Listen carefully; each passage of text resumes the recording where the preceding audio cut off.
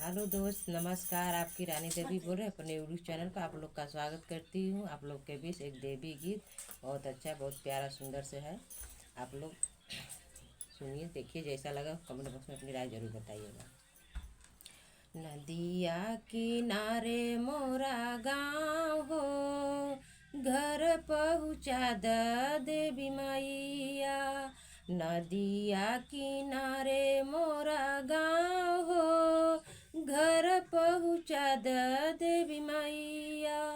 घर पहुँचा द मैया, घर पहुँचा द, घर पहुँचा द मैया, घर पहुँचा द। नदिया किनारे मोरा गाँव हो, घर पहुँचा द देवी मैया। घर पहुँचा द मैया, घर पहुँचा द, घर पहुँचा द मैया।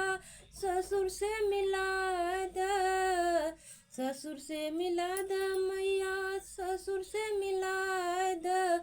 सासुर घरवा हउआ बेड़ा पार हो, घर पहुँचा द देवी मैया। घर पहुँचा द मैया, घर पहुँचा द।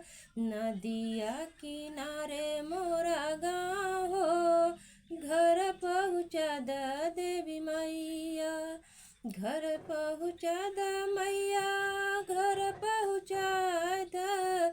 जेठ से मिला द मैया, जेठ से मिला द। जेठा घरवा हउआ बेड़ा पार हो, घर पहुँचा द देवी मैया। घर पहुँचा द मैया, घर पहुँचा द। नदिया किनारे मोरा गाँव हो, घर पहुँचा द देवी मैया। घर पहुँचा द मैया, घर पहुँचा द। देवरा से मिला द मैया, देवरा से मिला द। देवरा घरवा हउआ बेड़ा पार हो, घर पहुँचा द देवी मैया। घर पहुँचा द मैया, घर पहुँचा द। घर पहुँचा द मैया, घर पहुँचा द। साजन से मिला द मैया, साजन से मिला द। साजन घरवा हउआ बेड़ा पार हो, घर पहुँचा द देवी मैया। घर पहुँचा द मैया, घर पहुँचा द।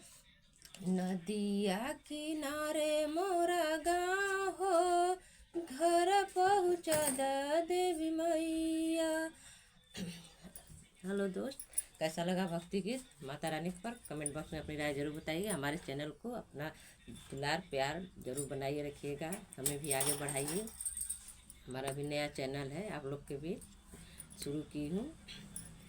आप लोग सपोर्ट करेंगे तो हम भी आगे बढ़ेंगे। आप लोग मेरे परिवार जैसे हो, आप लोग का प्यार ही दुलार हमारे लिए सब कुछ है। तब तक ले बाय बाय।